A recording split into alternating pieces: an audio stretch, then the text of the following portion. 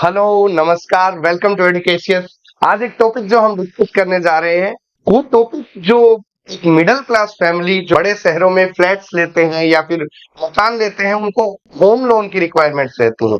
Basically बहुत से banking and financial institution या फिर जिनको हम बोल देते हैं हाउसिंग फाइनेंस कंपनीज, ये फाइनेंस करती हैं for the purpose of buying the flat. ये डिपेंड करता है आपके सिबिल स्कोर पे, आपके क्रेडिट स्कोर पे कि आपको, और आपकी अर्निंग्स पे कि आप कितने होम लोन के लिए एलिजिबल है, और उसी के हिसाब से आपकी ईएमआई बनती है, जिसको हम बोलते हैं इक्वेटेड मंथली इंस्टॉलमेंट, जो कि मंथली इंस्टॉलमेंट्स बनती है। तो आज हम जो डिस्कस करने जा रहे हैं, that is 5 ways to reduce your home loan EMI. कौन से ऐसे 5 रास्ते हैं जहां से आप जो मंथली आपकी इंस्टॉलमेंट रहती है pertaining to your home loan, उसको रिड्यूस कर सकते हैं। So the first one is shift to a lower interest rate.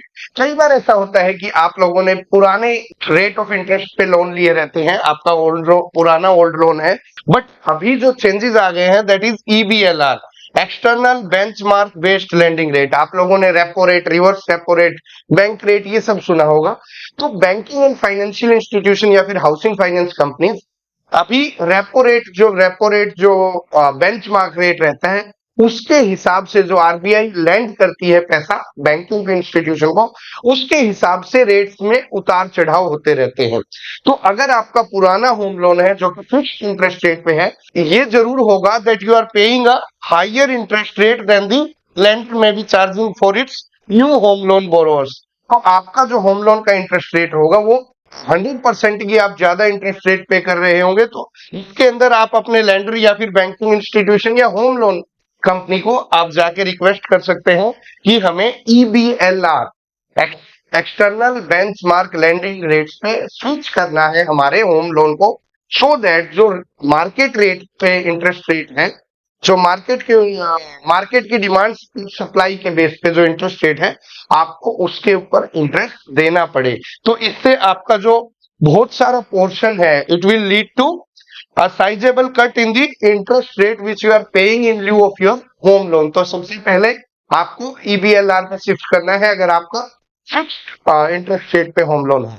Second देखते हैं, second is utilize your improved credit score. कई बार ऐसा होता है कि many borrowers are compelled to go for a home loan with a higher interest rate if they do not have a good credit score. आपका अगर CIBIL score हम बोल देते हैं या फिर क्रेडिट स्कोर बोल देते हैं, बहुत सी क्रेडिट रेटिंग कंपनीज होती हैं जो आपका पैन कार्ड और बोरोइंग्स का जो आपकी हिस्ट्री रहती है, उसके बेस पे आपका सिबिल स्कोर या फिर क्रेडिट स्कोर डिसाइड होता है। तो उसके बेस पे बैंक जो होते हैं, बैंक उसी के आधार पे आपको इंटरेस्ट रेट प्रोवाइड करते हैं in lieu of your home loan. तो हो सकता है जिस समय पे आपने होम लोन लिया था, उस समय पे आप क्रेडिट स्कोर जो था वो कम था, वो बेंचमार्क लेवल पे नहीं था, और आपकी क्रेडिट हिस्ट्री थोड़ी सी नाजुक थी, इतनी ग्रीन ग्रीन लाइन में नहीं थी, रेड लाइन या येलो लाइन में थी। आपने टाइमली पेमेंट की, जो भी बोरोइंग्स आपकी थी, जो भी क्रेडिट्स आपके ऊपर थे, उसकी वजह से आपका क्रेडिट स्कोर इंप्रूव हो गया। और उस क्रेडिट स्कोर इंप्रूव होने से जो आपकी एक क्रेडिट हेल्थ है, उसमें भी सुधार आया। तो आप अपने बैंकिंग या फिर हाउसिंग फाइनेंस कंपनी, आप अपने लैंडर को अपने होम लोन रेट को रिड्यूस करने के लिए आप रिक्वेस्ट कर सकते हैं कि दो मेरा क्रेडिट स्कोर इंप्रूव हो गया है, I am paying my dues on time, so you are requesting to reduce my home loan interest rate. तो ये दूसरा तरीका है होम लोन इंटरेस्ट रेट को कम करने का। तीसरा जो तरीका है वो है कंसिडर टेन्योर एक्सटेंशन। कई बार ऐसा होता है कि आपको साथ में कोई और लायबिलिटी भी आ गई और आपकी फिक्स्ड मंथली इनकम है, उसके ऊपर आपको अपनी ईएमआई में थोड़ा सा कट लेके आना है। तो इसके लिए आपको सबसे आसान तरीका होता है कि आप जाके अपने लैंडर को ये बोल दीजिए कि मुझे अपने जो टेन्योर है, लोन का टेन्योर होता है 20 साल, 30 साल, 35 साल, 15 साल, तो मुझे वो जो टेन्योर है उसमें इंक्रीज करना है, उसको बढ़ाना है। मान लीजिए अगर आपका 10 साल बचे हैं आपके होम लोन को खत्म होने में, if you have 10 years left on your home loan outstanding of rupees 40 lakh at 9% interest rate, then extending the tenure from 10 years to 20 years can help you reduce your monthly EMI by rupees 14,681। अगर आपके ऊपर 40 लाख रुपए की loan outstanding है और 10 साल का समय बचा है, और लेकिन आप ये चाहते हैं कि मैं मंथली कम पे करूं, तो आप उस टेन्योर को 10 साल से 20 साल आप करवा सकते हैं बैंक को रिक्वेस्ट करके, जिससे कि आपकी मंथली जो ईएमआई है वो 14,681 रुपए तक कम हो जाएगी।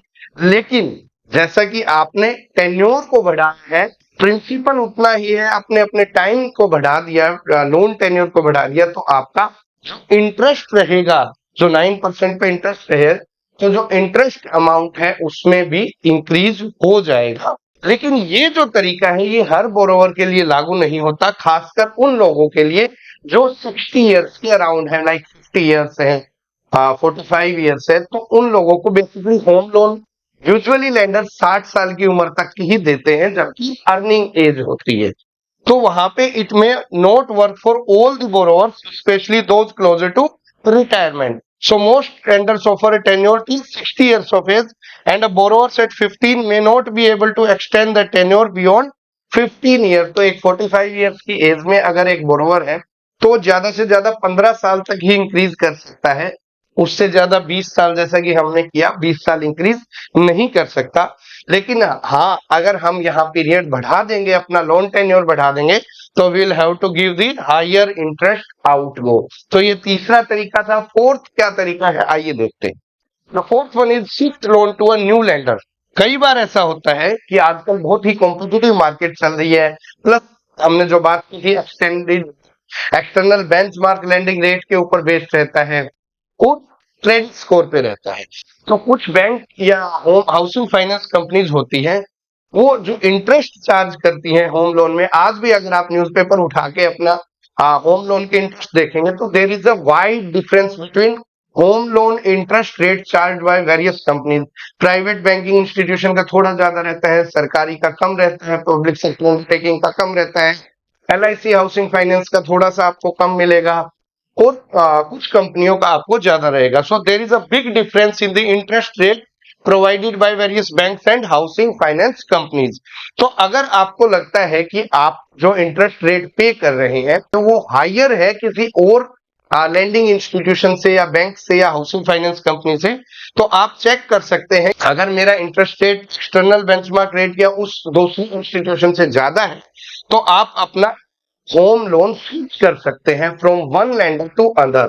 इसके अंदर कोई पेनल्टी नहीं लगेगी, सिर्फ एक जो नया लेंडर है, जो नया बैंकिंग फाइनेंशियल इंस्टीट्यूशन है, उसकी एक प्रोसेसिंग चार्ज रहेगा, सिर्फ वो ही चार्ज की जाएगी, और आपका अपना होम लोन ट्रांसफर हो जाएगा दूसरे बैंकिंग या फाइनेंशियल इंस्टीट्यूशंस के साथ with the decreased interest rates. So if you have loans with higher interest rate or want to benefit from potential rate reduction in the future, refinance your loans. This involves transferring your existing loan to another lender offering lower interest rate or better terms. As most home loans are on a floating rate basis, there is no penalty for shifting your loan, and the only cost involved will be the processing fees charged by the new lender. So this is the fourth option which you can use. And the last option is make partial prepayments. इसमें क्या रहता है, कई बार ऐसा होता है कि आपने होम लोन 30 साल का करवा लिया, तो आपने 30 इयर्स के टेन्योर का एक होम लोन ले लिया और 60 लाख का एक होम लोन ले लिया, लेकिन आपको 5 साल के बाद ही आपके पास कुछ ऐसी अर्निंग होती है कि आपके पास 7, 8, 10 लाख रुपए आ जाते हैं। और तो आप ऐसा भी कर सकते हैं कि क्योंकि ये फ्लोटिंग इंटरेस्ट रेट पे रहता है, जितना प्रिंसिपल रहेगा उसी के बेस पे इंटरेस्ट चार्ज होगा। तो आप जब आपके पास कोई अर्निंग होगी, एक्सटर्नल सोर्स से अर्निंग आ गई apart from your usual earnings, तो आप वो प्रिंसिपल अमाउंट पहले ही पे कर सकते हैं, जिससे कि आपका प्रिंसिपल आउटस्टैंडिंग कम हो जाएगा और उसके एवज में आपको कम इंटरेस्ट रेट देना पड़ेगा और उसी के बेसिस पे आपकी ईएमआई बन जाएगी। So floating rate home loan borrowers have a great flexibility of making partial prepayments without any penalty. और इस प्री पेमेंट के बदले में पहले के समय में पेनल्टी लगती थी जब फिक्स्ड इंटरेस्ट रेट होता था। अभी फ्लोटिंग इंटरेस्ट रेट है जो कि एक्सटर्नल बेंचमार्क रेट पे डिपेंड करता है, तो there will be no penalty for prepayments. So you can use this to reduce the loan EMI. Any partial prepayment has a significant impact on your loan tenure, as this amount is completely utilized towards bringing down your outstanding principal amount. As a result, the tenure of the loan comes down and the loan gets repaid faster. तो यहाँ पे आप pre payment करके भी बहुत सारा आपका interest payment as well as your monthly installment, जिसको हम ईएमआई बोलते हैं, वो भी आप बचा सकते हैं. However, if you do not wish to reduce the loan tenure, you can ask your lender to reduce your monthly EMI after making a substantial prepayment.